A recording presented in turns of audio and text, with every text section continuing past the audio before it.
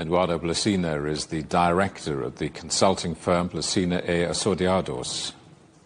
Well, I think for Uruguay it's extremely important, both from an economic point of view, as long as we are food producers and China is the main buyer of agricultural products in Uruguay, and also from a political point of view, this trip is programmed to come before 1 year of the Uruguayan president mandate, which is a strong symbolic thing for both countries.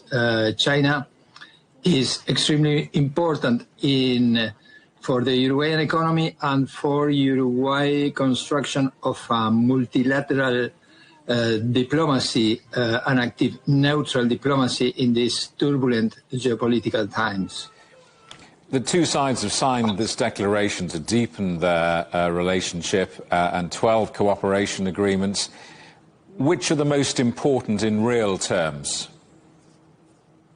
Well, for Uruguay, everything related with agricultural exports is very important.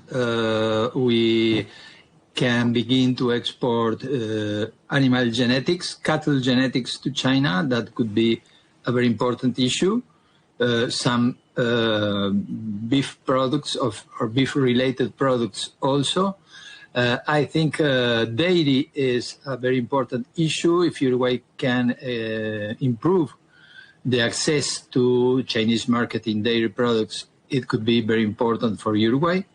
And also from perspective of Uruguay infrastructure, I think irrigation is a main issue.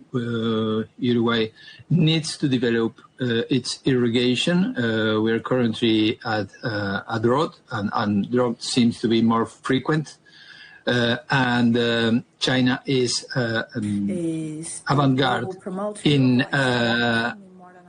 in renewable energy and in irrigation. I think Uruguay can make a very fast progress in cooperation with China. So beef, dairy, agricultural products in general for exports, and technology and infrastructure for Uruguayan imports are the main issues. I must ask you what impact you think a potential China-Mercosur free trade agreement might have on Uruguay's economy.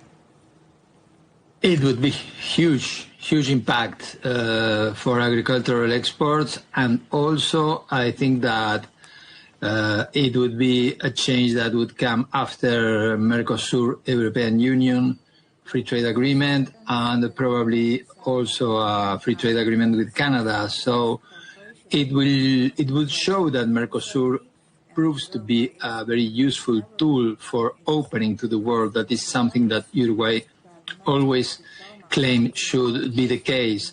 Usually Mercosur was very slow opening markets, and this year seems to be changing that. And also the situation between United States and Venezuela, I think, is a very strong stimulus to try new free trade agreements all over the world. And China is, as I said, the main buyer for Uruguay agricultural products, usually in competition with Australia and New Zealand that already have free trade agreements. So tariffs are a big problem for Uruguay exports.